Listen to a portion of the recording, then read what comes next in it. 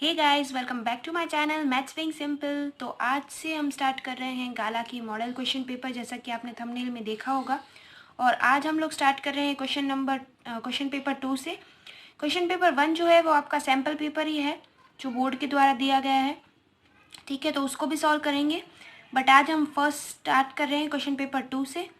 तो इसमें हम लोग सेक्शन वाइज आगे बढ़ेंगे, जैसे सेक्शन ए पहले होगा, उसके बाद section B, section C, section D likewise. ठीक है, तो और ये जो भी होगा वो मैं आपको आज लाइव यहाँ पे सॉल्व करके दिखाऊंगी। मतलब एक एक क्वेश्चन हम लोग यहाँ पे डिटेल में सॉल्व करेंगे। मैंने पहले से लिख के नहीं रखा है, ठीक है। तो यहाँ पे हर एक क्वेश्चन को हम अच्छे से सॉल्व करेंगे। और हमारे चैनल पे बहुत सारे सोल्यूशंस अवेलेबल है, जैसे क्लास 10th क्लास 9th के चैप्टर्स के भी, और NTA से रिलेटेड भी हर एक अपडेट आपको यहाँ पे मिल जाती है। बहुत सारी और भी अपडेट्स होती हैं जो आपको मिलती हैं। बस एक बार कहना चाहती हूँ कि जाके चैनल पे देखो, आपको सब कुछ पता चल जाएगा, ठीक है। और चैनल को इतने ही अमेजिंग वीडियोस के लिए सब्सक्राइब करके रखना, बेल आइकन को प्रेस करना, ठीक है। और वीडियो को लाइक एंड शेयर ज़रूर करना। तो स्टार्ट करते हैं सेक्शन ए से। तो उसमें जो हमारा फर्स्ट जो क्वेश्चन है वो है ट्रू और फॉल्स। तो यहाँ पे हमारे पास 4 क्वेश्चन है, मतलब ये 4 मार्क्स का होगा। तो ठीक है, ये ट्रू और फॉल्स है, तो हम यहाँ पे हर एक को पहले देखेंगे, उसके बाद उसे देखेंगे कि वो स्टेटमेंट सही है या फॉल्स है। ओके, तो फर्स्ट है हमारा 3 is one of the zeros of the polynomial this. ये जो हमें पॉलिनोमियल दी है p of x equals to x square minus 8x plus 15, ठीक है। तो 3 जीरो है नहीं, उसके लिए क्या करेंगे, इस पॉलिनोमियल में x की वैल्यू 3 लेके देखेंगे। अगर इसकी पूरे एक्सप्रेशन की वैल्यू 0 आ रही है तो 3 0 होगा, वरना नहीं होगा। तो ये देखते हैं यहाँ पे p ऑफ x हमें दिया है equals to x square minus 8x plus 15। तो अगर if 3 is the zero of the polynomial, sorry,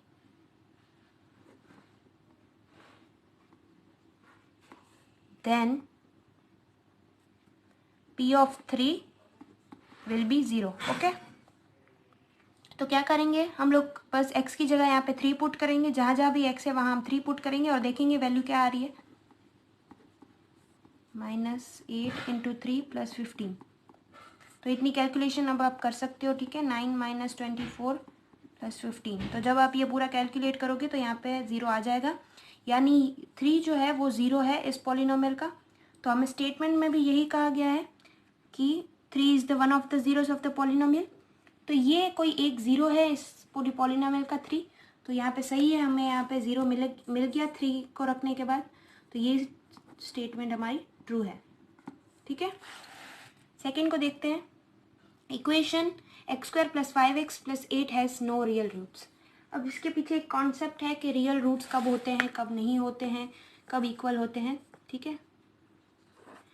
पहले तो इक्वेशन लिख लेते, क्या दी गई है, x square plus 5x plus 8 equals to 0। तो डी, इस चैप्टर में आपने पढ़ा होगा पॉलिनोमियल्स वाले में, डिस्क्रिमिनेंट,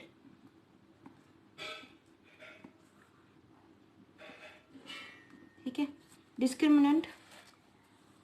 तो डी जब भी ग्रेटर देन 0 होगा तब उस पॉलिनोमियल के रियल रूट्स होंगे, यानी 2 रियल रूट्स होंगे। और जब डी इक्वल्स टू 0 होगा तब रूट्स रियल तो होंगे, बट रूट्स जो आएंगे वो इक्वल होंगे, रियल एंड इक्वल।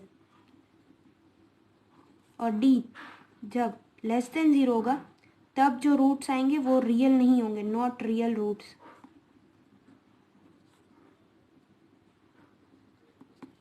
तो ये जो भी पता लगा सकते हो वो आप डी से लगा सकते हो, पर डी की फॉर्मूला क्या है, डी को हम कैसे फाइंड करते हैं।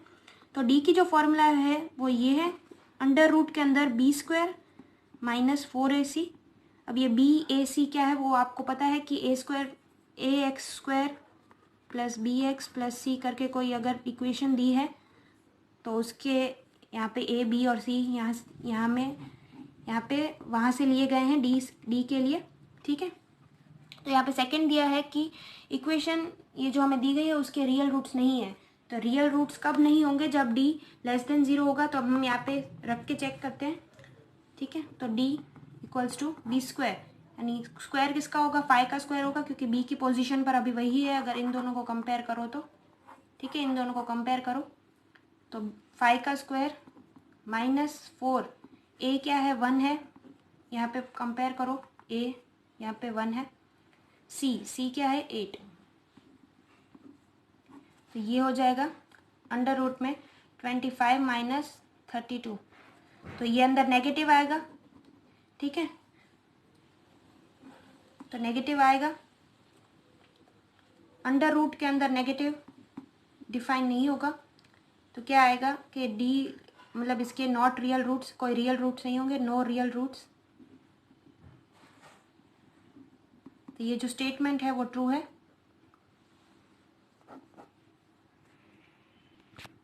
सॉरी मेरी यहाँ पे मिस्टेक है, डी ये जो है वो डी है, अंडर रूट नहीं आएगा यहाँ पे, सॉरी, डी है वो ये है, वो फॉर्मूला की आदत होती है इसलिए हम लोग कभी कभार लिख देते हैं। डी एक्चुअल में ये है बी स्क्वायर माइनस 4ac। अगर इसकी वैल्यू नेगेटिव आई, जैसा कि आपने देखा, अगर हम इस अंडर रूट को भी कंसिडर ना करें क्योंकि ये मेरी मिस्टेक थी, सॉरी, तो 25 माइनस 32 क्या आएगा, -7 आएगा, तो वो नेगेटिव है, मतलब कोई रियल रूट्स एग्जिस्ट नहीं करेंगे, मतलब ये जो स्टेटमेंट हमें दी गई है वो ट्रू है। थर्ड वाले में देखते हैं, decimal expansion of 123/250 is non terminating and recurring. तो ये आप अपने जो नॉर्मल मेथड से करते हो वैसे भी कर सकते हो, बट मैं यहाँ पे आपको एक ट्रिक बता रही हूँ, ट्रिक कह सकते हो या नॉर्मल कंसेप्ट ही है और कुछ नहीं है, कि जब भी हम नीचे जो डिनोमिनेटर दिया है, जो भी यहाँ पे डिनोमिनेटर होगा उसको आप उसके प्राइम फैक्टर में लिखो, जैसे कि 2 5 3 हम जैसे भी लिखते हैं, मतलब जैसे अगर 6 है तो हम उसको उसके प्राइम फैक्टर लास्ट तक जब हम लिखेंगे तो आएगा 2 × 3। ठीक है, तो वैसे हमें लिखना है, और अगर उसमें सिर्फ 2 और 5 आ रहे हैं या दोनों आ रहे हैं तो वो जो होगा वो होगा टर्मिनेटिंग, और अगर 2 5 और उसके अलावा कोई और, या फिर इन दोनों को छोड़ के कोई और आ रहा है, जैसे कि ऐसा आ रहा है कि 3 × 3 या 2 × 3, तो फिर वहाँ पे यहाँ जो आएगा वो होगा नॉन टर्मिनेटिंग और रिकरिंग।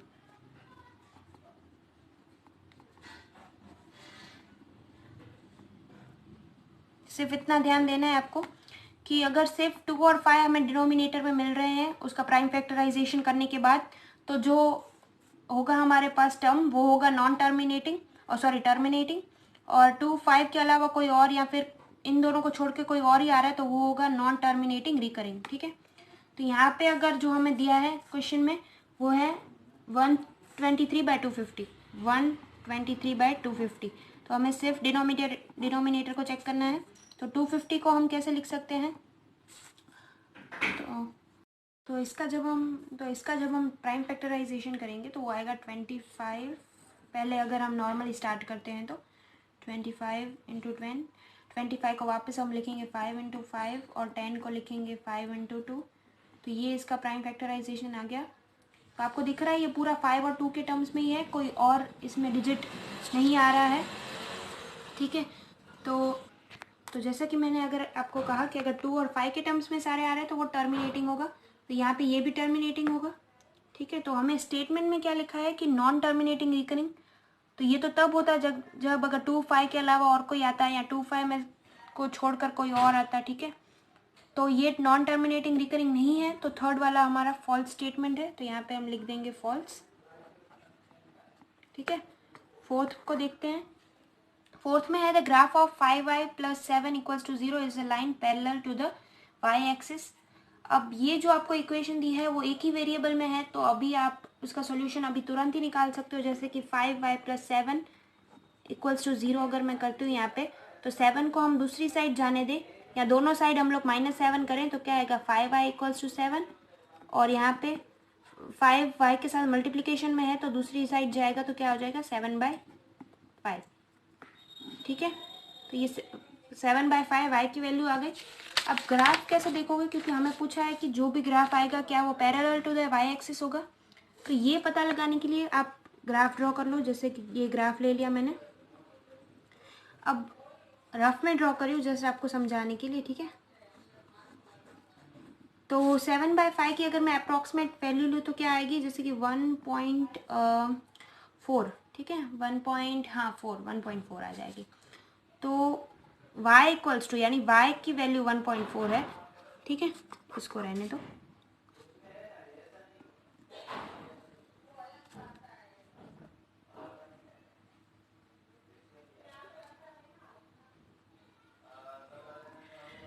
तो y इक्वल्स टू 1.4, तो सपोज करो यहाँ पे 1 है, यहाँ 2 है, तो 1.4 कहीं यहाँ होगा।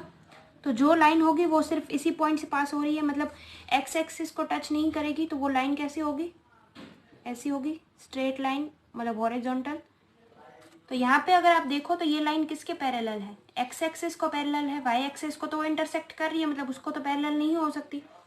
पैरेलल लाइंस तो वही होती है जो इंटरसेक्ट ना करे और एक दूसरे को एकदम सेम, मतलब एक ही डायरेक्शन में चले, ठीक है, यही तो होती है पैरेलल लाइंस। ऐसे वो कभी एक दूसरे को इंटरसेक्ट नहीं करती, तो ये इंटरसेक्ट नहीं कर रही हैं और ये एक ही डायरेक्शन में बिल्कुल सेम आपको पैरेलल दिख रही है।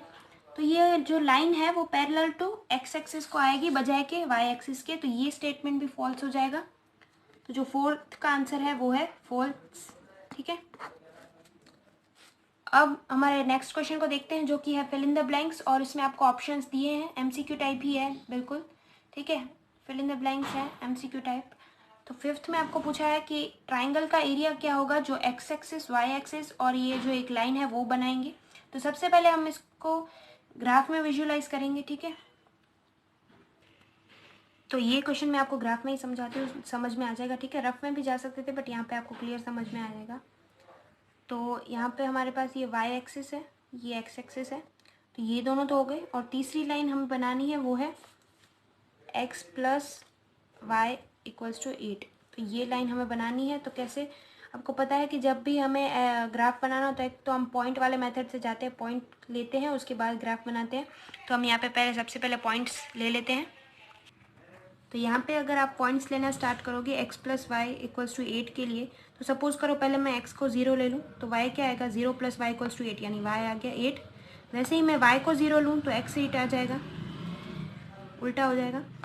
x को 4 लूँ तो y क्या आ जाएगा, 4 आ जाएगा। मतलब एक की वैल्यू आप खुद एज्यूम करो, दूसरे की वैल्यू आपको मिल जाएगी।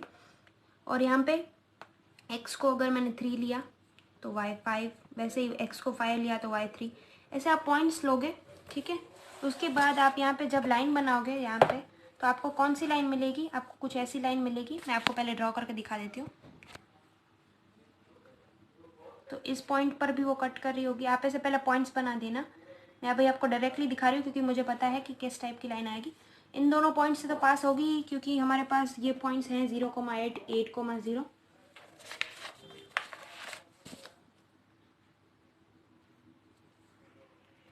तो कुछ ऐसी लाइन आएगी, मैंने अभी स्केल से नहीं ऐसे ही ड्रॉ की है, ठीक है, फिर भी समझ आ जाएगा आपको। तो ये जो हमारा है वो हमारा ट्राइंगल है, ठीक है, और इसका हमको एरिया निकालना है। तो राइट एंगल ट्राइंगल का एरिया कैसे निकालते हैं, half into base into height. मतलब कोई भी ट्राइंगल का एरिया हम ऐसे ही निकालते हैं, half into base into height. तो यहाँ पे बेस क्या है, तो ये है ओरिजिन। तो ओरिजिन से लेकर इस लाइन तक का डिस्टेंस कितना है, 8, यानी ये हमारा बेस है। और ये जो ट्राइंगल की हाइट होगी तो ये भी कितनी है, 8 है, क्योंकि ओरिजिन से लेकर 8, ठीक है, 8 पॉइंट तक कट कर रही है वो लाइन, तो ये भी डिस्टेंस 8, यानी दोनों 8। तो एरिया क्या आ जाएगा, हाफ इंटू 8 इंटू 8। तो आंसर क्या आ जाएगा, 32 सेंटीमीटर स्क्वायर, यानी मतलब स्क्वायर यूनिट्स लिख दो क्योंकि हमें यूनिट नहीं कहा गया है किसी का भी कि सेंटीमीटर में है या मीटर में। तो जो आंसर आएगा वो होगा 32 स्क्वायर यूनिट्स, ठीक है। अब नेक्स्ट क्वेश्चन देखते हैं। तो हमारा 6th क्वेश्चन है कि डेसिमल एक्सपांशन जब हम इसका करेंगे तो वो कितनी डेसिमल प्लेसेस उसमें आएंगे, ठीक है, यानी कितनी पॉइंट के बाद कितनी डिजिट्स आएंगे वो हमें बताना है। तो सबसे पहले ये करेंगे कैसे, तो इसमें कुछ नहीं करना है, आपको ये क्वेश्चन दिया है, नीचे डिनोमिनेटर को आपको मतलब पूरा 10 आ जाए। जैसे कि अगर मैं लिखूँ 50, तो 50 को मुझे ऐसे लिखना है कि 5 इंटू 10, यानी एक 10 तो हमारे पास आ गया। और जो यहाँ पे डिजिट आए उसको भी पूरा 10 बनाना है, यानी 5 है तो हम 2 से मल्टीप्लाई कर देंगे और 2 है तो 5 से मल्टीप्लाई करके, मतलब नीचे सिर्फ 10 ही रखना है हमें। ताकि इजी हो हमें आगे क्वेश्चन सॉल्व करने में, क्योंकि आपको कैलकुलेटर नहीं मिलेगा बोर्ड के एग्जाम में, सो आपको इसी मेथड से आगे बढ़ना पड़ेगा। तो 6250, तो साइड में पहले देख लो 6250 यानी 25 इंटू 25, तो 625 होता है इंटू 10। ठीक है, इसका भी हम आगे और करें तो 25 का होगा 5 इंटू 5, दूसरे वाले 25 का भी 5 इंटू 5, और जो 10 है उसका होगा 5 इंटू 2। तो हमारे पास एक 2 है, यानी नीचे जो डिनोमिनेटर आए उसे आप 2m और 5n, यहाँ ऐसे कहो कि सिर्फ 2 और 5 के टर्म्स में ही रखो। ठीक है, तो यहाँ पे कितने 5 है, 1 2 3 4 5। ठीक है, 5 5 है, तो 5 की पावर 5। तो एक 10 बनाने के लिए हमें कितने 2 और 5 की ज़रूरत है, तो एक 10 बनाने के लिए एक 2 और एक 5 की ज़रूरत है। तो यहाँ से मैं एक 5 ले लूँगी, 2 तो हमारे पास है, तो 10 इंटू यहाँ पर कितने 5 बचते हैं 4। तो यहाँ पे हम लोग 2 इंटू 4 यानी ऊपर 2 की पावर 4 से मल्टीप्लाई कर देंगे ताकि सारे के सारे 10 बन जाए। ठीक है, तो ये ऐसे करना है, पहले मैं आपको क्वेश्चन में दिखाती हूँ। 31013, नीचे क्या लिखेंगे 10 ही लिख देते हैं, इजी रहेगा, इंटू 5 इंटू 4 5^4। तो यहाँ पे भी 10 बनाना है, तो 2 की पावर 4 यहाँ पे भी मल्टीप्लाई करना पड़ेगा, क्योंकि हर एक 5 के लिए एक 2 चाहिए 10 बनाने के लिए, मतलब एक 5 और एक 2 चाहिए 10 बनाने के लिए। तो ऊपर भी 2^4 से मल्टीप्लाई करना पड़ेगा, क्योंकि नीचे हम फ्री में तो ऐसे कुछ नहीं कर सकते। ठीक है, तो यहाँ पे टोटल कितने 10 आ जाएंगे, 5 आ जाएंगे, क्योंकि 4 तो यहाँ से बनेंगे और एक ऑलरेडी है। तो मैं आपको आगे दिखाती हूँ इसको सॉल्व कर कैसे करना है। तो हमने ऊपर भी 2^4 से मल्टीप्लाई किया और नीचे हमारे पास टोटल हमें मिल गया है 5 10। ठीक है, 10^5 मतलब मिल गए, 10 की पावर 5 हमारे पास है। तो ऊपर क्या आ जाएगा 31013 इंटू 2 की पावर 4 कितना होता है 16 डिवाइडेड बाय 10 की पावर 5। ठीक है, 10 क्यों बना रहे, ताकि आपको डेसिमल पॉइंट लेने में आसानी हो। अब इन दोनों का मल्टीप्लिकेशन करो, क्या आंसर आ रहा है, तो हमारे पास ये आंसर आ रहा है। ठीक है, 496208 और नीचे 10 की पावर 5। तो यहाँ पे कितने पॉइंट आएंगे, मतलब कितने डिजिट के बाद पॉइंट आएगा, 5 के बाद, क्योंकि हमारे पास सपोज ऐसे होता है कि 8/10, तो हम लोग लिखते हैं 0.8। ठीक है, तो यहाँ पे कैसे आएगा 4, पहले मैं सारे डिजिट्स लिख देती हूँ 496208। अब 10 की पावर 5 है, तो हम यहाँ पे 5 डिजिट के बाद पॉइंट रखेंगे 1 2 3 4 और 5, तो यहाँ पॉइंट आएगा। तो पॉइंट के बाद जितने डिजिट्स हैं उसको हम डेसिमल प्लेसेस करेंगे, तो कितनी है 1 2 3 4 5, तो टोटल हमारे पास है 5 डेसिमल प्लेसेस। ठीक है,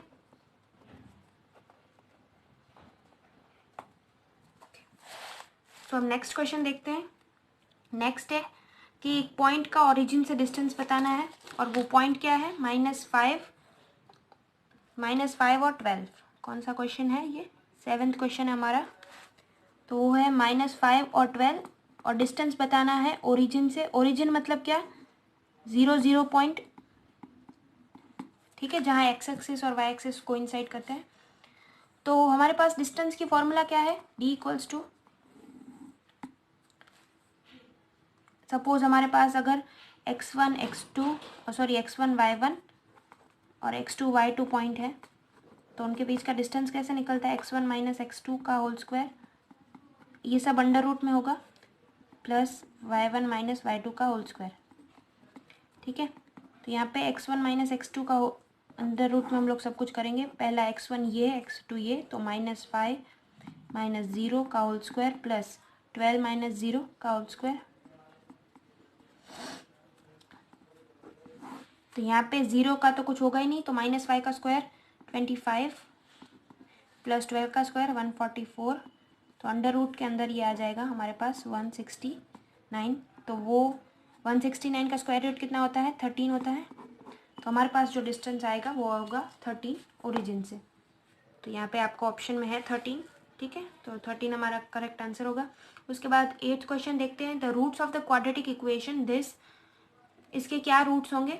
हमारे पास एक क्वाड्रेटिक इक्वेशन है, वो है 4x² - 49 = 0। 8th क्वेश्चन हमारा। तो वो यहाँ पे x नहीं है, मतलब डायरेक्ट एक्स स्क्वायर, आप अगर सपोज एक्स स्क्वायर और x को अलग वेरिएबल भी ले रहे हो, मतलब अभी मैं कहूँ कि एक्स स्क्वायर हमारे पास एक ही है, तो अगर मैं इसको जस्ट हम पहले सॉल्व करते हैं फिर आपको समझ आ जाएगा। 49 दूसरी साइड जाएगा तो प्लस में हो जाएगा माइनस से, और एक्स स्क्वायर यहाँ पे 4 मल्टीप्लिकेशन में है तो नीचे जाकर डिवीजन में हो जाएगा, तो 49/4। तो हमें डायरेक्ट यहाँ पे एक्स स्क्वायर की वैल्यू मिल गई है, तो हम x यहीं से निकाल सकते हैं। तो x की वैल्यू क्या आएगी, अगर मैं दोनों साइड स्क्वायर रूट ले लूँ, दोनों साइड अगर मैं स्क्वायर रूट ले लूँ तो यहाँ पे हम ऐसे कर सकते हैं, √49 divided by √4, under root divide कर सकते हैं, अंडर रूट हर एक को अपने टर्म को अलग अलग दे सकते हैं। तो 49 का अंडर रूट होता है 7 एंड 4 का अंडर रूट होगा 2, और यहाँ पे क्या है x आ जाएगा, एक्स स्क्वायर का अंडर रूट लेने से 7/2, पर यहाँ पे प्लस और माइनस आएगा x³ क्योंकि जब भी हम इसका स्क्वायर करेंगे तो हमें 49/4 ही मिलेगा। तो एक्चुअल में x क्या था वो हमें नहीं पता है, अगर हम 7/2 का स्क्वायर करेंगे तो आएगा 49/4, और -7/2 का स्क्वायर करेंगे तो वो भी आएगा 49/4। तो हमें ये दोनों लेकर चलने हैं, ठीक है, दोनों ही हमारे रूट्स होंगे। तो आंसर हमारे यहाँ पे आएगा 7/2 एंड -7/2, ठीक है। 9th क्वेश्चन देखते हैं। The dash term of the AP 21, 42, 63 is 210। तो 210 इस सीरीज में कोई टर्म होगी, वो कौन सी टर्म होगी ये हमें बताना है, ठीक है। तो ये हमारे पास AP है और 210 इसमें आगे आएगा कहीं, पर वो कौन से नंबर की टर्म होगी जब 210 आएगा। तो यहाँ पे हम जब भी हम nth टर्म, nth कोई भी टर्म होगी, ठीक है, ऐसा ज़रूरी नहीं कि लास्ट टर्म हो, हम यहाँ पे कोई भी टर्म हो तो उसकी फॉर्मूला क्या है, a + n-1 × d। a यहाँ पे फर्स्ट टर्म है, n यहाँ पे नंबर ऑफ टर्म, कौन सी नंबर ऑफ टर्म है, और d यहाँ पे डिफरेंस है, और ये nth टर्म है। तो ये फॉर्मूला आपको याद रहनी चाहिए। a फर्स्ट टर्म यानी यहाँ पे 21 है, वो 21, और हमें यहाँ पे फाइंड करना है कि 210 यानी हमें टर्म दी हुई है बट वो कौन से नंबर की है, यानी हमें n फाइंड करना है। तो हम यहाँ पे टर्म लिख देंगे, फॉर्मूला में बस सब्सटीट्यूट कर रहे हैं चीज़ें, प्लस n हमें नहीं पता तो वैसे के वैसे ही रखेंगे, वेरिएबल n-1 × d। d क्या है, d यानी डिफरेंस होता है, second term minus first term करेंगे तो हमें डिफरेंस मिलेगा। तो क्या आएगा, डिफरेंस के लिए हम क्या करेंगे, 42 - 21, तो 21 आएगा वो, ठीक है, करके देख लेना। तो 21, अब अगर 21 को मैं दूसरी साइड लेके जाऊँ तो वो माइनस में आ जाएगा, तो क्या आएगा, 210 - 21 = 21 इंटू में है ये n-1। यहाँ पे पहले मैं इस साइड खोल दूँ ब्रैकेट को, तो 21 × n, और ये 21 -1 से भी मल्टीप्लाई होगा तो -21, और यहाँ पे है 210 - 21, तो ये दोनों साइड -21 है तो ये कैंसिल हो सकता है, ठीक है। तो ये कैलकुलेशन करने की ज़रूरत नहीं पड़ी, कई बार ऐसे छोटे छोटे स्टेप्स आपको बचाते हैं कैलकुलेशन से। तो हमारे पास आ गया 210 = 21n, देयरफॉर अब ये 21 को मैं अगर नीचे आने दूँ तो क्या हो जाएगा, 210/21, तो n की वैल्यू आ जाएगी 10, ठीक है। तो 210 जो टर्म है वो 10th नंबर की टर्म होगी यहाँ पे, जैसे हमने फाइंड किया, ठीक है। तो ये वापस आप देख सकते हो, हमने कुछ नहीं किया है, बस फॉर्मूला यूज़ किया है और इसमें सारी चीज़ें सब्सटीट्यूट की है। n हमें पता नहीं था क्योंकि n ही हमें फाइंड करना है, और टर्म हमें दी गई है और वो कौन से नंबर की टर्म होगी वही हमें फाइंड करना है। तो बस चीज़ें रखी हैं और कैलकुलेशन के बाद हमें n की वैल्यू 10 मिल गई, ठीक है। तो 10th नंबर का क्वेश्चन देखते हैं। तो in triangle PQR angle Q is 90 and दो साइड का रेशियो दिया है 1:1, देन PQ/PR यानी PQ/PR का रेशियो क्या होगा वो हमें फाइंड करना है, ठीक है। तो पहले ट्राइंगल की फिगर बना लेते हैं, तभी आसानी होगी सब समझने में।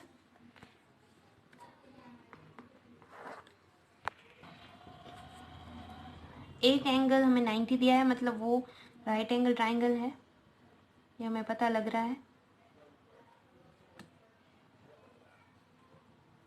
कौन सा एंगल है, Q 90 दिया है हमें, और हमें दो साइड का रेशियो दिया है, वो साइड है PQ/QR। तो PQ/QR का रेशियो में दिया गया है 1/1, यानी यहाँ से ये समझ आ रहा है कि PQ और QR सेम है, इक्वल साइड से जो लेंथ आएगी वो इक्वल आएगी। तो अगर हम PQ = QR = x ले लें, ठीक है। तो फिर अगर हम इसे x लेंगे तो उसके बाद हम पाइथागोरस यूज़ करके PR की वैल्यू निकाल सकते हैं x के टर्म्स में ही, ठीक है। तो पाइथागोरस थियरम क्या है, PR square equals to PQ square plus QR square. यहाँ पे क्या किया है मैंने, ठीक है, पहले एक बार समझ लो कि हमने कुछ नहीं किया, हमें जो रेशियो दिया है वो 1/1 है, तो इससे हमें ये पता लग रहा है कि PQ और QR की जो लेंथ है साइड की वो सेम होगी, तो हमने उसे x मान लिया। और ये पूरा जो ट्राइंगल है वो राइट एंगल है, तो हम यहाँ पे पाइथागोरस यूज़ करके PR निकाल सकते हैं, क्योंकि हमें जो पूछा है वो है PQ/PR। तो PQ को तो हमने x मान लिया है, तो PR भी अगर x के टर्म्स में निकाल लेंगे तो हमें रेशियो मिल जाएगा, ठीक है। तो PR square equals to PQ square क्या होगा, x स्क्वायर, और ये भी होगा x स्क्वायर, तो ये आ जाएगा 2x स्क्वायर। तो ये हमें PR नहीं मिला, अभी हमें मिला है PR स्क्वायर, तो हम दोनों साइड अगर रूट ले लें तो ये आएगा PR इक्वल्स टू, ठीक है, √2x स्क्वायर। तो x स्क्वायर का तो x बाहर आ जाएगा रूट से, तो x और यहाँ पे क्या बचेगा, √2। तो ये हमें PR मिल गया, और हमारे पास PQ तो है ही, तो रेशियो निकाल सकते हैं PQ/PR। PQ क्या है x, PR क्या है x इंटू √2, तो वैल्यू क्या आ जाएगी 1/√2। तो वो आपको ऑप्शन यहाँ दिख रहा है 1/√2 का, ठीक है। तो अब लेते हैं नीचे का part, answer the following in a sentence और इन अ वर्ड और इन अ नंबर, ठीक है। तो यहाँ से स्टार्ट करते हैं 11th क्वेश्चन से। 11th क्वेश्चन में है state the condition for the quadratic equation this to have opposite roots, ठीक है। अपोजिट्स रूट्स हो, इसके जो कंडीशंस है वो हमें बतानी है।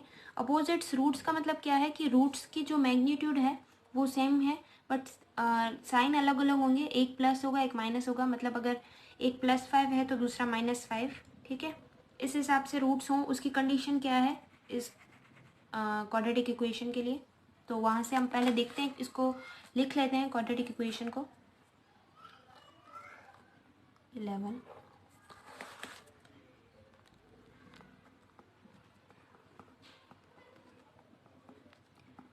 तो यहाँ पे हम पहले सपोज करते हैं कि हमारे पास दो रूट हैं, अल्फा एंड बीटा, 2 रूट्स, ठीक है।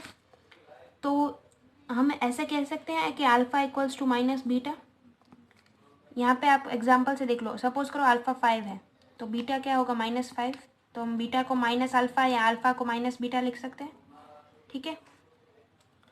तो यहाँ पे हम जब भी सम ऑफ द रूट्स देखते हैं तो इसके लिए 0 आएगा, कैसे, क्योंकि यहाँ पे हम बीटा प्लस अल्फा करेंगे तो बीटा को हम सपोज बीटा ही रख रहे हैं और अल्फा को लिखेंगे माइनस बीटा, तो ये 0 आ जाएगा, ठीक है। सम ऑफ द रूट्स तो यहाँ पे 0 आएगा, वो समझ आ रही है चीज़। तो वैसे अगर हम क्वाड्रेटिक इक्वेशन से देखते हैं तो सम ऑफ द रूट्स की फॉर्मूला क्या होती है, -b/a equals to alpha plus beta, पर यहाँ पे अल्फा प्लस बीटा तो 0 है, तो -b/a 0 आएगा, इसका मतलब b 0 होगा। तो सबसे पहला पॉइंट मिल गया कि b 0 होगा, ठीक है। और आगे हम फाइंड करेंगे कि क्या होगा जब दो रूट्स अपोजिट आए, मतलब मैग्नीट्यूड सेम होगा बट साइन अलग अलग, डिफरेंट साइन, एक प्लस एक माइनस। तो पहली चीज़ हमें मिल गई कि b उनके लिए b 0 होगा, मतलब ये x वाली टर्म एग्जिस्ट नहीं कर रही होगी उस इक्वेशन में, ठीक है। सेकेंड कंडीशन देखते हैं क्या होगी। तो सेकेंड कंडीशन हम कैसे फाइंड करेंगे, प्रोडक्ट ऑफ द रूट से, तो अल्फा इंटू बीटा, ठीक है। तो यहाँ पे अगर मैं बीटा को एज इट इज़ रखूँ और बीटा अल्फ़ा की जगह रख दूँ माइनस बीटा, तो क्या आ जाएगा -β², ठीक है। और वैसे अगर हम फॉर्मूला से देखें क्वाड्रेटिक इक्वेशन से, तो हम क्या लिखते हैं प्रोडक्ट ऑफ द रूट्स के लिए c/a, ठीक है, c/a इक्वल्स टू -β²। अब ये क्वांटिटी तो यहाँ 0 हो सकती है या तो फिर पॉजिटिव ही हो सकती है, मतलब ग्रेटर देन और इक्वल्स टू 0 ही होगी हमेशा, नेगेटिव तो कभी क्वांटिटी आ ही नहीं सकती है, क्योंकि स्क्वायर किसी भी टर्म का स्क्वायर करो वो कभी नेगेटिव नहीं आ सकता। 0 आ सकता है बट नेगेटिव कभी नहीं आ सकता। 0 भी सिर्फ उसी केस में कि बीटा 0 हो, अगर वो नहीं है तो हमेशा ये चीज़ पॉजिटिव होगी ये वाली, और यहाँ पे आगे उसके आगे माइनस का साइन है, इसका मतलब c/a यानी प्रोडक्ट जो आएगा वो नेगेटिव आएगा, जो भी आए उससे हमें लेना देना नहीं है, बट जो भी आएगा नेगेटिव आएगा। तो c/a नेगेटिव है, इसका मतलब क्या होगा कि सी या ए में से कोई एक नेगेटिव होगा। अब दोनों भी तो हो सकते हैं, एक क्यों? अगर दोनों नेगेटिव हो गए, जैसे अगर मैं ऐसे लिखती हूँ कि -5 डिवाइडेड बाय -2, तो वो तो +5/2 हो जाएगा। और सिर्फ 5/2 यानी दोनों को अगर मैं प्लस लूँ तो वो तो नॉर्मल ही आएगा। बट ये नेगेटिव कब आएगा? जब इन दोनों में से कोई एक नेगेटिव हो। ठीक है, इन दोनों में से जब कोई एक नेगेटिव होगा तभी ये पॉसिबल है इनका डिवीजन नेगेटिव आना। ठीक है, तो क्या कहेंगे? C less than 0 and A greater than 0, या ऐसी कंडीशन बन सकती है, इसमें भी पार्ट्स हैं, या तो फिर C greater than 0 and A less than 0। अब इनमें से कौन सा है ये तो हमें नहीं पता, C नेगेटिव है या A नेगेटिव है, कौन पॉजिटिव है कौन नेगेटिव है, तो हम ये दोनों बता देंगे, या तो ये होगा या तो ये होगा। मतलब कंडीशन क्या आएगी? B equals to 0। पहला केस, यहाँ पे केसेस होंगे कि ये हो सकता है A less than 0 and C greater than 0, या दूसरी चीज़ ये हो सकती है कि B तो इक्वल्स टू 0, वो तो दोनों के लिए सेम ही है, बट A ग्रेटर देन 0 और यहाँ पे C लेस देन 0। तो ये दो चीज़ें हो सकती हैं, वो दोनों आपको अच्छे से लिखनी है। ये मैंने आपको समझाने के लिए सिर्फ लिखाया है, आप अच्छे से इसे अपनी तरह से लिखिए। ठीक है, समझना ज़्यादा इंपॉर्टेंट है, लिख तो सब लोगे ही। 12th क्वेश्चन को देखते हैं। Common difference of an AP is 5/2, what would be the difference of its 15th term and 5th term? Common difference यानी जो हमारे पास D है वो है 5/2, तो 15th और 5th टर्म के बीच में जो डिफरेंस होगा वो कितना होगा? तो हम नॉर्मली क्या लिखते हैं डिफरेंस को? Second term minus first term. ठीक है, तो अगर हम ये कहें कि यहाँ पे मैं अगर ऐसे लिखूँ कि third term minus first term, तो यहाँ पे D की जगह क्या 2D आएगा। क्यों? क्योंकि यहाँ पे आप सीरीज लेके देखो, एक 2 4 6 8 10। ठीक है, तो अगर मुझे डिफरेंस फाइंड करना है तो मैं क्या करूँगी? Second term minus first term करूँगी, तो 4 - 2 यानी 2, तो ये 2 मेरा डिफरेंस है। और अगर मैं third term minus first term करूँगी यानी 6 - 2 अगर मैंने किया तो 4, यानी डबल जो डिफरेंस है वो डबल हो गया। Fourth term minus first term करती हूँ तो 8 - 2 करूँगी तो मैं क्या आएगा? 6 आएगा, यानी डिफरेंस 3 टाइम्स हो गया। मतलब जैसे जैसे आप सपोज फर्स्ट टर्म को इंटैक्ट ऐसे ही रखो और आगे बढ़ते जाओ तो उन टर्म्स के बीच का जो डिफरेंस होगा वो उतनी टाइम होगा। जैसे सेकेंड माइनस फर्स्ट करते हैं तो 2 - 1 1, तो डिफरेंस एज इट इज़ रहेगा यहाँ पे। और जैसे ही थर्ड माइनस फर्स्ट किया तो 3 - 1 कितना होता है 2, तो डिफरेंस 2 टाइम हो जाएगा। ये एक ट्रिक है, ऐसे याद रख सकते हो, वरना करने को तो हम एक एक चीज़ लेके कर ही सकते हैं। तो सपोज करो अगर मैं 15th term minus 5th term करूँ तो 15 - 5 कितना होता है 10, तो जो डिफरेंस होगा वो 10D हो जाएगा। आप ऐसे नॉर्मली कोई भी सीक्वेंस लेके चेक करना, आपको समझ में आ जाएगा, इसलिए मैंने एग्जांपल दिया है। अब अगर यहाँ पे चेक करने के लिए 10 - 2 करोगे तो 8 आएगा। तो 10th कौन सी टर्म है? 5th टर्म, और सेकेंड फर्स्ट टर्म, तो 5th माइनस फर्स्ट टर्म अगर हम करेंगे तो वैसे 5 - 1 क्या होता है 4 होता है, तो जो डिफरेंस है वो 4D, क्योंकि D तो 2 आया ही है, तो 4 × 2 ये 8 सेम आ रहा है, मतलब ये जो हम बोल रहे हैं वो सही है। तो 15th माइनस 5th टर्म यानी डिफरेंस 10 टाइम्स हो जाएगा। तो डिफरेंस तो हमें दिया ही है क्वेश्चन में कि 5/2 है ऊपर, बस हमें वैल्यू फाइंड करनी है। क्या आएगा? 2 1 ज़ा 2 5 ज़ा, तो क्या आ गया 25 आ जाएगा। ठीक है, फिर से समझा रही हूँ, एक बार ध्यान से देख लो। डिफरेंस क्या होता है? Second term minus first term या जो अल्टरनेटिंग टर्म्स हैं उनका डिफरेंस, यानी अगर मैं 6 - 4 करूँ तो भी डिफरेंस ही मिलेगा। मतलब सपोज आगे वाली टर्म जैसे फर्स्ट सेकेंड थर्ड, तो ऐसे थर्ड में से सेकेंड माइनस करना, फोर्थ में से थर्ड, तो ऐसे हमें डिफरेंस मिलेगा। बट अगर हम थर्ड में से फर्स्ट को माइनस करेंगे तो डिफरेंस है वो 2 टाइम्स हो जाएगा। आपको यहाँ पे क्या करना है, जिस टर्म में से माइनस कर रहे हो, जैसे 3 में से फर्स्ट कर रहे हो तो 3 - 1 कितना होता है 2, तो डिफरेंस 2 हो जाएगा। फोर्थ माइनस फर्स्ट कर रहे हो तो 4 - 1 कितना होता है 3, तो डिफरेंस 3 टाइम हो जाएगा। वैसे ही अगर 15 - 5 करोगे तो डिफरेंस 10 टाइम हो जाएगा, क्योंकि 15 - 5 10 होता है। तो डिफरेंस की वैल्यू तो हमें दी है 5/2, D की वैल्यू, तो 10 × 5/2 करोगे तो 25। तो इसका जो आंसर आएगा वो होगा 25 12 का। ठीक है, अब 13 क्वेश्चन बहुत ही अच्छा क्वेश्चन है अगर आपके कंसेप्ट स्ट्रांग है तो। 13 क्वेश्चन में हमें दिया है कि triangle P Q R and triangle X Y Z है। तो P Q by X Y, Q R by Y Z, P R by X Z, इन सब का रेशियो दिया है। यहाँ पे आप ट्राइंगल बनाओ या नहीं बनाओ कोई ज़्यादा फर्क नहीं पड़ेगा अगर आपको कॉन्सेप्ट पता है, बट बना देना एग्जाम में सही रहेगा, ठीक है। तो यहाँ पे हम देखते हैं, पहले 2 ट्राइंगल बना देते हैं।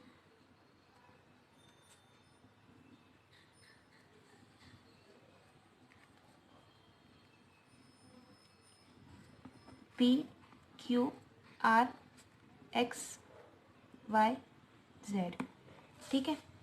अब यहाँ से यहाँ पे आपको रेशियो दिए हैं, साइड्स प्रपोर्शन में होनी चाहिए।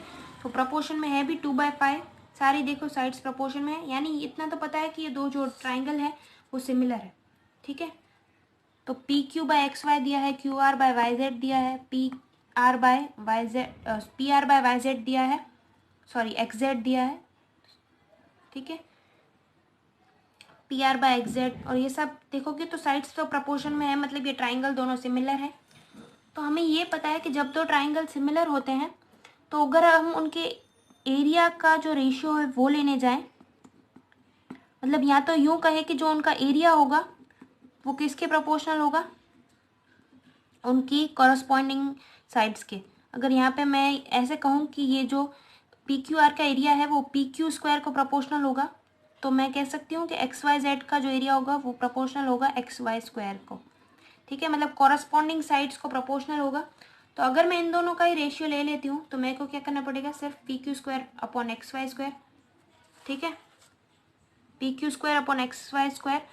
तो P Q upon X Y तो मुझे दिया है 2/5, तो मुझे क्या करना है, सिर्फ दोनों साइड अगर मैं स्क्वायर कर दूँ तो मुझे चीज़ मिल जाएगी, क्योंकि P Q square upon X Y square, तो मैं दोनों साइड स्क्वायर कर देती हूँ।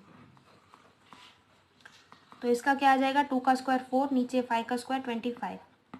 तो ये जो है वो हमें रेशियो ऑफ एरिया मिला है, दोनों ट्राइंगल्स का एरिया का रेशियो मिला है, क्योंकि हमने कहा कि जो अगर ट्राइंगल सिमिलर है, ठीक है, तो उसका जो एरिया होगा वो प्रोपोर्शनल होगा उसके साइड, कॉरस्पॉन्डिंग साइड के स्क्वायर को। कॉरस्पॉन्डिंग यानी यहाँ की अगर आप पी क्यू ले रहे हो तो यहाँ से एक्स वाई, तो ये P Q R P Q square को प्रोपोर्शनल होगा, X Y Z X Y square को प्रोपोर्शनल होगा। दोनों का रेशियो ले लेंगे क्योंकि पी क्यू और एक्स वाई दिया है तो बस स्क्वायर ही करना है। तो हमें आंसर मिल गया 4/25। तो ये बस अगर आपको कंसेप्ट पता है तो इस क्वेश्चन में कुछ भी नहीं था। 14 क्वेश्चन को देखते हैं। अगर साइन ए है 1/2 तो हमें कॉट ए की वैल्यू फाइंड करनी है, ठीक है। ट्रिग्नोमेट्री कईयों को बहुत बुरी लगती है, ट्रिग्नोमेट्री नहीं पसंद आती है, बट करनी है क्योंकि सिलेबस में है और बहुत इंपॉर्टेंट भी है। तो देखते हैं, साइन ए हमें 1/2 दिया है और कॉट ए फाइंड करना है।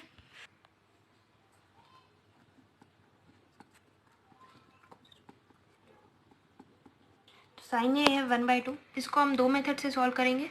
अगर आपको टेबल याद है तो टेबल में से आपको पता है कि साइन ए 1/2 कब आता है, जब ए 30 डिग्री हो। अगर टेबल याद है तो ये आपको पता होगा, टेबल याद होनी ही चाहिए। तो सिंपली हमें यहाँ पे कॉट ए पूछा है तो हम क्या करेंगे, कॉट 30 बता देंगे और कुछ नहीं करना है। आप क्या करो, साइन ए 1/2 दिया है और हमें पता है कि 1/2 कब आएगा, जब साइन 30 मतलब ए 30 होगा तभी आएगा, ठीक है। तो कॉट 30 की वैल्यू क्या होती है, √3। अगर आपको टेबल याद है तो आपको पता होगा कि कॉट 30 की वैल्यू √3। अगर नहीं याद है तो भी टेंशन की ज़रूरत नहीं है, तो भी क्वेश्चन कर सकते हो।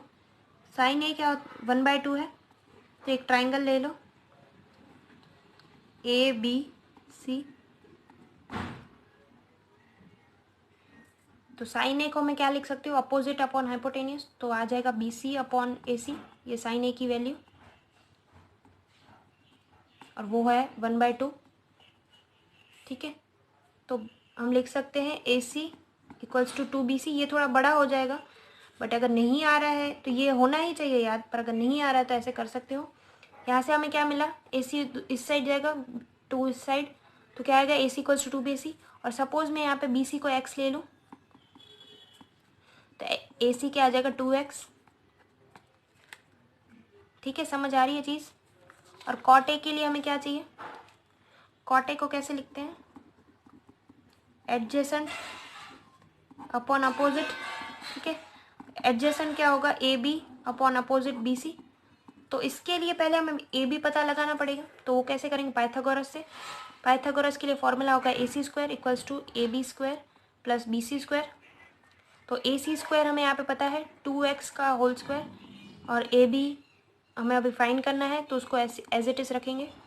बी सी है एक्स स्क्वायर, यहाँ पे एक्स का स्क्वायर एक्स स्क्वायर और 2 का 4, तो 4x square equals to A B square plus X square. तो ए बी स्क्वायर आ जाएगा, एक्स स्क्वायर दूसरी साइड जाएगा तो 3x स्क्वायर माइनस में हो जाएगा। ये 4x स्क्वायर, एक्स स्क्वायर इस साइड आएगा तो माइनस एक्स स्क्वायर हो जाएगा। तो ए बी की वैल्यू हमें यहाँ पे क्या मिलेगी, दोनों साइड अंडर रूट ले लेंगे, ठीक है। तो एक्स स्क्वायर में से तो एक्स बाहर आ जाएगा और अंदर बचेगा √3।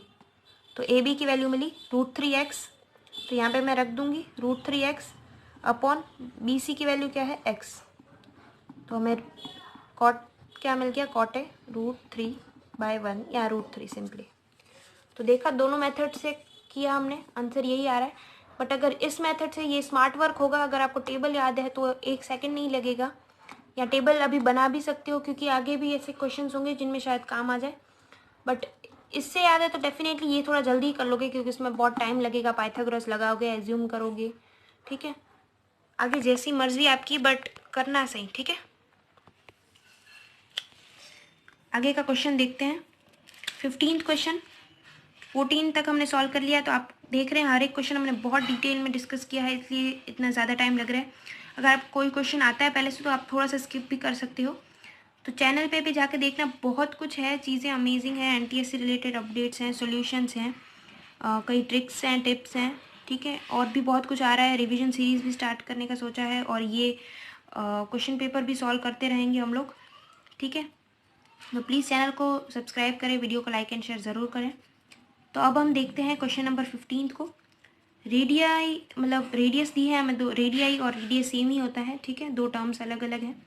सर्कल की दी हुई है दोनों सेंटर्स के साथ, तो हमें उन दोनों के बीच का जो डिस्टेंस है वो भी हमें दिया हुआ है, कितना है 12 सेंटीमीटर, और हमें बताना है कि वो कितने पॉइंट पर कोइंसाइड करेंगे, इंटरसेक्ट कितने पॉइंट पर करेंगे। तो हम पहले ड्रॉ कर लेंगे ताकि हमें समझ आए चीज़ें, ठीक है। तो यहाँ पे आप देख सकते हो दो सर्कल्स हैं। ये वाला जो सर्कल है उसका रेडियाई है 7 सेंटीमीटर, और ये वाला जो सर्कल है उसका रेडियाई है 10 सेंटीमीटर। और इन दोनों पॉइंट्स के बीच का जो डिस्टेंस है दोनों सेंटर्स के बीच का, यानी इसे सपोज ओ कहा है, इसे ओ डैश कहा है, तो इन दोनों के बीच का जो डिस्टेंस है वो है 12, ठीक है। तो इस फिगर से आपको क्या पता लग रहा है, हमें उन्होंने पूछा है कि कितने पॉइंट पे इंटरसेक्ट कर रहे हैं, 2 पॉइंट पे, पर ये तो इसलिए दिख रहा है क्योंकि फिगर हमने बना के रखी है। बट फिगर बनानी कैसे है, तो पहले आप एक काम करो कि 7 सेंटीमीटर का एक सर्कल बना दो, एक 10 का बना दो। तो यहाँ से ये है 10, ये है 7। बट अगर ये दोनों एक दूसरे को ऐसे टच करके भी होंगे, टच करके भी बैठे हैं, ठीक है, अगर ऐसे, अभी सिर्फ छोटे एग्जाम्पल से दिखा रही हूँ, अगर ये दोनों एक दूसरे को टच करके बैठे हैं तो इन दोनों के बीच के सेंटर का डिस्टेंस क्या होगा, इनकी रेडियाई का सम। क्योंकि देखो यहाँ तक इसकी रेडियाई, यहाँ तक इसकी रेडियाई, अगर इन दोनों के बीच का डिस्टेंस निकालना है तो इन दोनों की रेडियाई का सम करना पड़ेगा। वो कितना है, एक का 10 है, एक का 7 है, तो क्या है 17। तो वो 12 से बड़ा है, इतना पता लग रहा है, ठीक है। तो मतलब वो इस पोजीशन में तो नहीं होंगे, क्योंकि अगर इस पोजीशन में होंगे तो दोनों का सम 17 आना चाहिए था, बट 12 है, इससे कम है।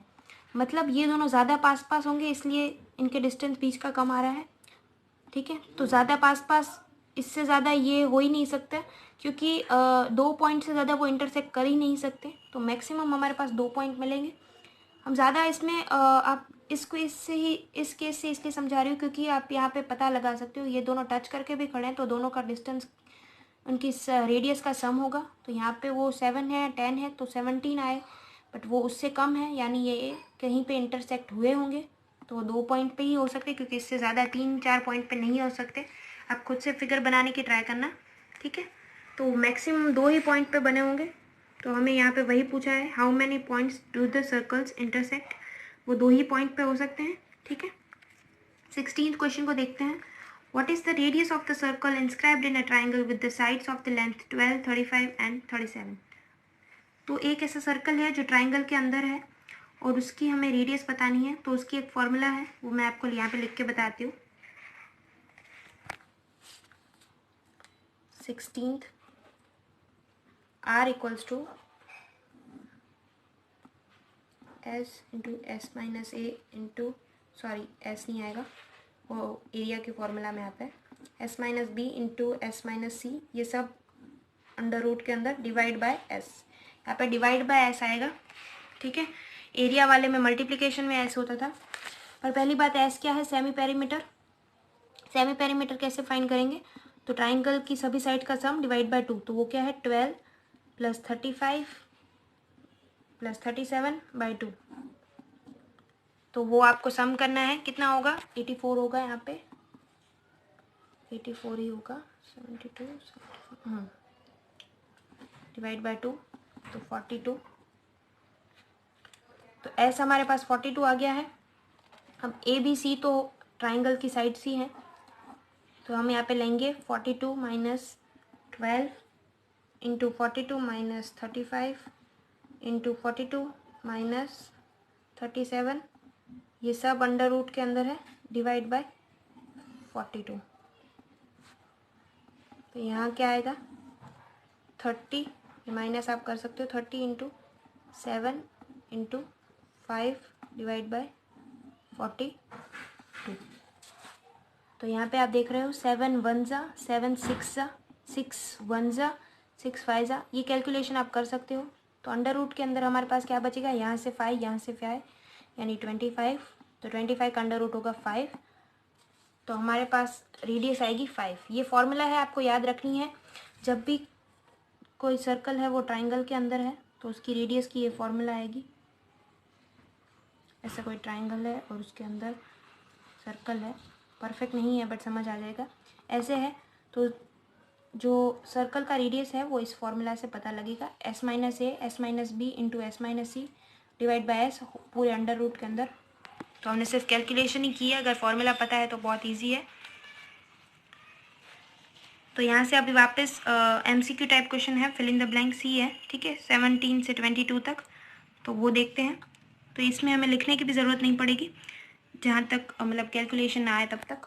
तो for a given frequency distribution it's median can be found out by drawing it's, तो यहाँ पे ऐसा कौन सा ग्राफ ड्रॉ करेंगे जिससे हमें ग्राफ से ही मीडियन मिल जाएगा, तो वो आपको पता है कॉलम ग्राफ से तो कोई ग्राफ का लेना देना नहीं है, फ्रीक्वेंसी कर्व में तो हम सिर्फ फ्रीक्वेंसी और अपर बाउंड्री पॉइंट्स को ही दिखाते हैं, और फ्रीक्वेंसी कर्व और फ्रीक्वेंसी पॉलीगॉन सेम ही है, एक को हम हैंड से ड्रॉ करते हैं और एक को स्केल से ड्रॉ करते हैं अच्छे से। तो इन दोनों से भी नहीं मिलेगा क्योंकि इसमें सिर्फ हम लोग फ्रीक्वेंसी को ही इंडिकेट करते हैं। और ओजाइव कर्व यहाँ पे, ओजाइव का मतलब है क्यूमुलेटिव फ्रीक्वेंसी कर्व, आपकी टेक्स्ट बुक में दिया है, बहुत डिटेल में डिस्कस किया है उसको। तो ओजाइव कर्व मतलब क्यूमुलेटिव फ्रीक्वेंसी कर्व, ठीक है। तो हमें जो मीडियन मिलेगा वो उसी से मिलेगा, क्योंकि यहाँ से आपको पता चल रहा है इन तीनों से तो कोई लेना देना नहीं है मीडियन का। तो जब भी हम ओजाइव कर्व ड्रॉ करेंगे उससे हमें मीडियन मिलेगा, ठीक है। तो 18th क्वेश्चन को देखते हैं। It is not possible that the probability of an event is, तो प्रोबेबिलिटी ऑफ एन इवेंट क्या नहीं हो सकता, हमें पता है कि प्रोबेबिलिटी ऑफ इवेंट हमेशा हमें पता है कि ग्रेटर देन 1 नहीं हो सकता, किसी भी इवेंट की प्रोबेबिलिटी ग्रेटर देन 1 कभी नहीं हो सकती।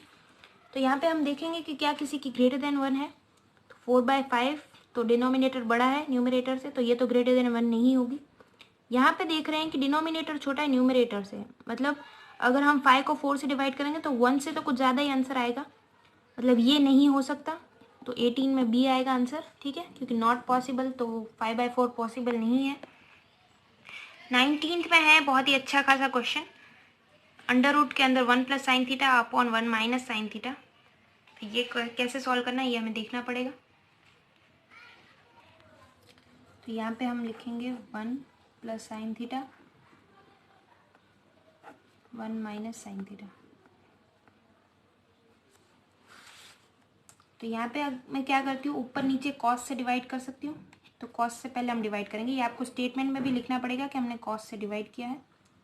तो 1 plus sine theta divide by cos theta whole division के नीचे 1 minus sine theta upon cos theta. तो ये कॉस थीटा एक एक टर्म के नीचे आएगा, 1 के भी नीचे कॉस थीटा आएगा, तो कैसे लिखेंगे 1 bye cos theta plus sine theta upon cos theta. ये कॉस थीटा हर एक के नीचे जाएगा, यहाँ पे आएगा 1 bye cos theta minus sine theta by cos theta. ठीक है, ये पूरा सब कुछ अंडर रूट के अंदर है। तो 1 बाय कॉस थीटा क्या सेक थीटा होगा। ठीक है, सेक और कॉस एक दूसरे के उल्टे होते हैं, तो 1 बाय कॉस थीटा को हम सेक थीटा लिख सकते हैं, plus sine theta by cos theta क्या टेन थीटा होता है, ये हमें पता है। नीचे भी सेम 1 बाय कॉस थीटा होगा सेक थीटा, यहाँ पे सिर्फ माइनस की साइन होगी, चेंज इतना ही है टेन थीटा, ये पूरा अंडर रूट में। अब अगर यहाँ पे यही दिया है, यही आंसर दिया है आपको अंडर रूट में, तो कोई आगे करने की ज़रूरत नहीं है, बट हमें यहाँ पे दिख रहा है कि ऐसे कोई ऑप्शन है ही नहीं, तो हमें आगे और सिंप्लीफाई करना पड़ेगा। तो हम क्या करेंगे, हम इस रूट को हटाने के लिए रैशनलाइज करेंगे। तो sec theta plus tan theta divide by sec theta minus tan theta multiplication में sec theta plus tan theta, plus लेना पड़ेगा क्योंकि नीचे माइनस है, sec theta plus tan theta. ये रैशनलाइजेशन के लिए लिया है अंडर रूट के अंदर ही। ठीक है, ऊपर क्या आ जाएगा sec theta plus tan theta का होल स्क्वायर आ जाएगा, और नीचे नीचे कैसे करेंगे, आपको फॉर्मूला पता होगा, A plus B into A minus B क्या होता है, A square minus B square होता है। तो यहाँ पे sec theta minus tan theta और sec theta plus tan theta, sec theta को ए ले लो, टेन थीटा को बी ले लो, तो नीचे क्या आएगा sec square theta minus tan square theta, ये पूरा अंडर रूट के अंदर। ठीक है, तो ये तो फॉर्मूला है, आपको पता होगा, sine square theta plus cos square theta जैसे 1 होता है, वैसे ही sec square theta minus tan square theta 1 होता है। तो नीचे तो 1 आ गया, और ऊपर क्या है होल स्क्वायर है, अगर हम इसे रूट के बाहर ले जाएंगे तो वो आ जाएगा sec theta plus tan theta, और 1 को अगर हम अंडर रूट से बाहर भी निकालेंगे तो भी 1 ही रहेगा, यानी फाइनल क्या आएगा answer sec theta plus tan theta, और यही हमारा आंसर है। और ये अगर ऑप्शंस में नहीं दिया है तो हम और तरीके से करेंगे, बट ये हम आंसर में दिया है sec theta plus tan theta. ठीक है, और 20th क्वेश्चन है हमारे पास कि जो गिवन फिगर है उसमें से सेगमेंट पी ए क्यू का हमें एरिया फाइंड करना है। ये जो सेगमेंट है पी ए क्यू, इस सेगमेंट का एरिया फाइंड करना है, वो कैसे करेंगे। तो आपको दिख रहा है कि पहले हम क्या करेंगे, इजी रहे इसके लिए, ये आपको दिख रहा है कि ये क्वाड्रेंट है। अगर मैं सिर्फ क्यू ओ पी को कंसिडर करूँ तो आपको दिख रहा है क्वाड्रेंट यानी सर्कल का फोर्थ पार्ट है। यहाँ से चीज़ें समझ आ जाएगी तो ईजी होगा। तो हम क्या करेंगे, इस पूरे क्वाड्रेंट में से यानी 1/4 पार्ट ऑफ द सर्कल में से ट्राइंगल का अगर हम माइनस कर दे तो हमें इसका एरिया मिल जाएगा। ठीक है, यहाँ पे आपको दिखाती हूँ, अगर इतना सा हमने क्वाड्रेंट लिया, ये क्वाड्रेंट है सर्कल का यानी 1/4 पार्ट, और यहाँ पे भी एक ट्राइंगल है ऐसे, तो इसमें से मैंने ये ट्राइंगल का एरिया माइनस कर दिया पूरे क्वाड्रेंट में से, तो बचेगा कितना इसका, ये अच्छे से नहीं बना है बट समझ आ जाएगा, और यही हमें फाइंड करना है। तो हम क्या करेंगे, क्वाड्रेंट का एरिया माइनस ट्राइंगल का एरिया, तो उसके लिए पहले हमें ये दोनों फाइंड करने पड़ेंगे। तो क्वाड्रेंट का एरिया तो क्या होगा, सर्कल का एरिया डिवाइड बाय 4, क्योंकि फोर्थ पार्ट है। तो सर्कल का एरिया यहाँ पे क्या होगा, रेडियस ए दी है और हमें पता है कि पाई आर स्क्वायर होता है सर्कल का एरिया, तो पाई ए स्क्वायर डिवाइड बाय 4 होगा, क्योंकि 1/4 पार्ट ऑफ द सर्कल है तो एरिया भी 1/4 पार्ट होगा, माइनस ट्राइंगल का एरिया। ट्राइंगल का एरिया क्या होता है, half into base into height. तो यहाँ पे बेस और हाइट क्या है वो देखें, बेस तो रेडियस ही होगी, ए दिया है हमें, और हाइट भी रेडियस होगी, क्योंकि यहाँ से देखो ओरिजिन से लेकर सर्कल तक के पॉइंट का डिस्टेंस वो भी रेडियस ही होगी। तो हमें यहाँ पे मिलेगा हाफ इंटू बेस की जगह ए, हाइट की जगह ए, तो यहाँ पे आ जाएगा पाई ए स्क्वायर बाय 4, और यहाँ पे आएगा ए स्क्वायर बाय 2। तो यहाँ से हम ए स्क्वायर बाय 2 को कॉमन निकाल सकते हैं, या तो फिर ऐसे कहो कि अगर मैं पाई को नहीं ए स्क्वायर बाय 4 को कॉमन निकालती हूँ, यहाँ से ए स्क्वायर बाय 4 को निकाला तो अंदर पाई बचेगा, यहाँ से ए स्क्वायर बाय 4 निकाला है बट यहाँ पे 2 है नीचे, तो मैं ऊपर नीचे 2 मल्टीप्लाई कर देती हूँ, तो यहाँ से ए स्क्वायर बाय 4 ये तो बाहर निकल जाएगा और 2 रह जाएगा, तो -2। तो ये हमारा आंसर होगा, ऐसा ऑप्शन है ये बी। क्वेश्चन नंबर 21 को देखते हैं। 3 मेटेलिक स्फीयर्स हैं अलग अलग रेडियस के, 3 सेंटीमीटर, 4 सेंटीमीटर, 5 सेंटीमीटर। उनको मेल्ट किया गया पूरी तरह से, और उनमें से उन तीनों को मिलाकर एक, सिर्फ उन तीनों को मेल्ट कर कर एक सिंगल स्फीयर बनाया गया। तो radius of the new sphere formed, तो जो न्यू स्फीयर बनेगा उसकी रेडियस क्या होगी वो हमें फाइंड करना है। तो हम क्या करेंगे कि अगर इन तीन को हम लोग मेल्ट करते हैं तो इनका जो वॉल्यूम होगा वही सिंगल वाले का होगा। मतलब अगर 3 स्फीयर को मेल्ट करते हैं तो उनका जो पहले वॉल्यूम था टोटल, वही टोटल जो वॉल्यूम रहेगा वो सिंगल स्फीयर का हो जाएगा। मतलब अगर 3 अलग अलग वॉल्यूम के स्फीयर को मेल्ट करेंगे तो जो नया एक सिंगल स्फीयर बनेगा उसका वॉल्यूम भी तो वही रहेगा। मतलब एक वॉल्यूम ही है जो कांस्टेंट रहेगा। तो हम यहाँ पे क्या करते हैं कि जो नया स्फीयर है, सपोज उसकी रेडियस को हम r1 मान लेते हैं। ये आप अच्छे से सब कुछ लिखना, मैं आपको अभी सिर्फ समझा रही हूँ चीज़ें, ठीक है। तो रेडियस ऑफ न्यू स्फीयर को हम r1 मान लेते हैं, और जो पहले वाले हैं स्फीयर उसके जो डिफरेंट रेडियस को, एक को r1, एक को स्मॉल r2, एक को स्मॉल r3 मान लेते हैं। ये क्यों अभी नोटेशन पे लिख रही हूँ, इनकी वैल्यू देने के बावजूद भी, वो मैं आपको बता रही हूँ। तो वॉल्यूम कांस्टेंट रहेगा, तो इसका वॉल्यूम जो होगा वो इन तीनों का सम ही होगा। तो वॉल्यूम क्या होता है स्फीयर का, 4/3 पाई r क्यूब इक्वल्स टू इन तीनों के वॉल्यूम का सम, यानी 4/3 पाई r स्मॉल r1 का cube plus 4/3 pi small r2 का क्यूब, ऐसे ही 4/3 पाई r3 स्मॉल r3 का क्यूब। तो यहाँ पे आपको दोनों साइड से 4/3 पाई, इस साइड से यहाँ पे सब में से मैं 4/3 पाई कॉमन निकाल सकती हूँ। तो ये इस साइड से निकाल दिया और यहाँ से कैंसिल हो जाएगा पूरा, दोनों साइड से कॉमन निकाल के कैंसिल। तो हमारे पास फाइनल क्या रह जाएगा, r1 cube equals to small r1 का क्यूब, स्मॉल r2 का क्यूब प्लस स्मॉल r3 का क्यूब।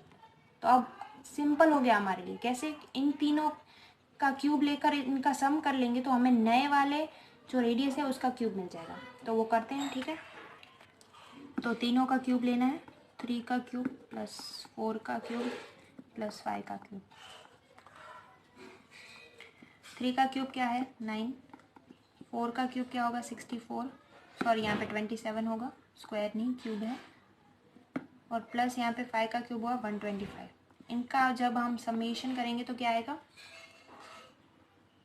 216 r1 का क्यूब आएगा। और हमें अभी r1 फाइंड करना है, तो दोनों साइड क्यूब रूट लेंगे हम लोग।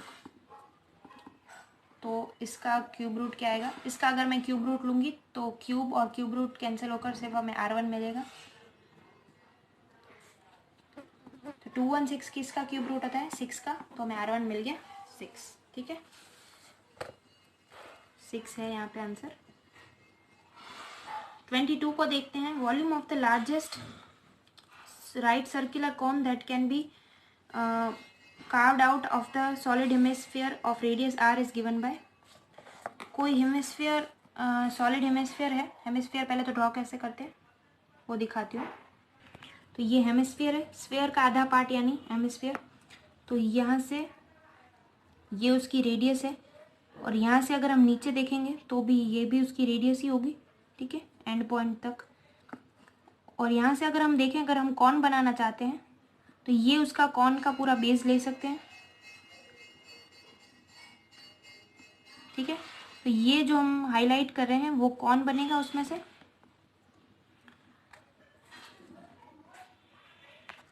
तो कौन का वॉल्यूम क्या होता है, हमें यहाँ पे क्या पूछा है कि volume of the largest circular cone, जो हमें हेमिस्फीयर में से बनाना है।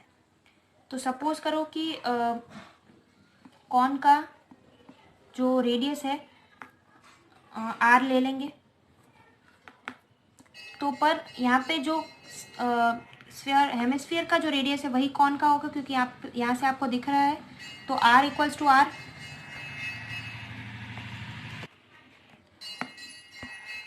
और वॉल्यूम ऑफ कॉन क्या होता है 1/3 pi R cube H, sorry pi R square H. तो 1/3 पाई तो सेम रहेगा आर, और ये वाला आर और हेमिस्फीयर का सेम है, तो आर स्क्वायर लिख सकते हैं। और एच क्या आएगा, यहाँ पे कॉन की हाइट अगर हम देखें तो वो भी हेमिस्फीयर की रेडियस के इक्वल ही है, क्योंकि यहाँ से अगर हम हाइट देखेंगे यहाँ तक तो वो भी आर ही आएगी। तो यहाँ पे लिख देंगे आर। तो हमारे पास वॉल्यूम आ गया 1/3 पाई आर क्यूब। ठीक है, तो वो हम यहाँ पे ऑप्शन ढूंढते हैं, ये रहा डी ऑप्शन। अब आगे है मैच द फॉलोइंग। एपी की सीरीज दी है और उसकी हमें 20th टर्म फाइंड करनी है, इन दोनों में से कोई एक आंसर होगा। तो पहले सीरीज लिख लेते हैं, 50, 47 और 4। 28th टर्म हमें फाइंड करनी है, तो T20 equals to A plus 20 minus 1 into D, ऐसे लिखेंगे। यानी फॉर्मूला क्या बनेगी, A plus n minus D वाली फॉर्मूला से ही लिया है, तो A प्लस 19D। ठीक है, अब बस चीज़ें सब्सटीट्यूट करनी है और यहाँ पे आ जाएगी।